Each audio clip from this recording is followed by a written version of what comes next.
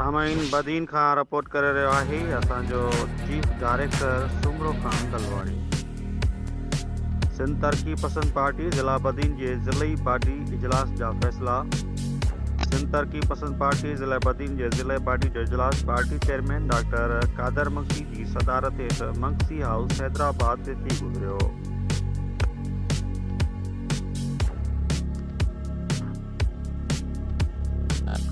इजलास में मरकजी general secretary Hot Khan Gadehi, deputy general secretary doctor Abdul Hameed Memon, joint secretary Qadir Channa, मालियात सेक्रेटरी डॉक्टर अहमद नूनारी, राबता सेक्रेटरी डॉक्टर सुमार मंगरियो, ज़िले अगवान शाहनवाज सियाल, अली हैदर पंवर, असलम महंदो, कुनल निज़ामानी, गुलाम कादर मर्दानी, सुमरो खान दलवानी, राबता सेक्रेटरी मोहम्मद हनीफ जस्ट शिरकत कई।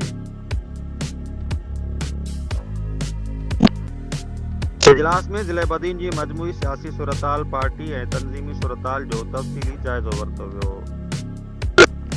इजलास में फ़ैसिलो कंदे ज़िले बदीन जे तहलकनि लाइ हेठियां उहिदेदार चूंडिया विया।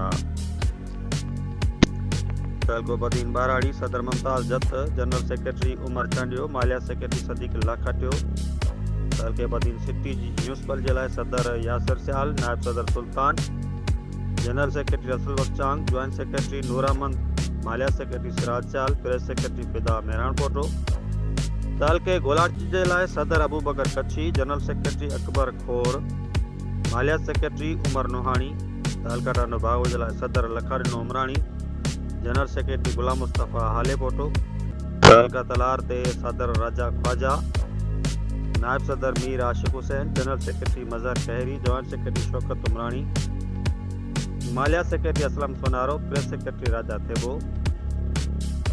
तहलका मातली सदर अब्दुल जब्बार मंगरियो, जनरल सेक्रेटरी मुमताज शेख, मालिया सेक्रेटरी जमार भोजदार, तहलका मातली सिटी म्यूनसिपल जे लाइ सदर गुलमोहम्मद शाह, नायब सदर Zulfiqar Shah, general secretary Khalid Maksi, joint secretary Khalifo Aslam, मालिया secretary Malo Kolhi, press secretary महबूब रोस्मानी।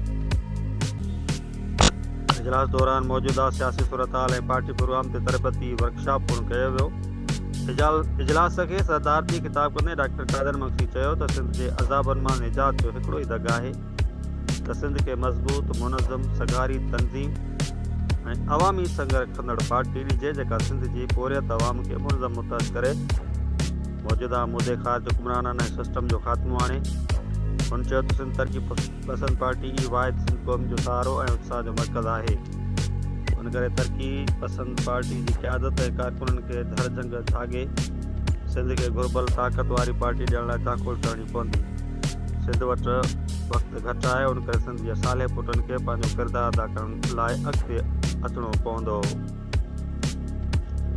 Report chief director social media centre Sindh.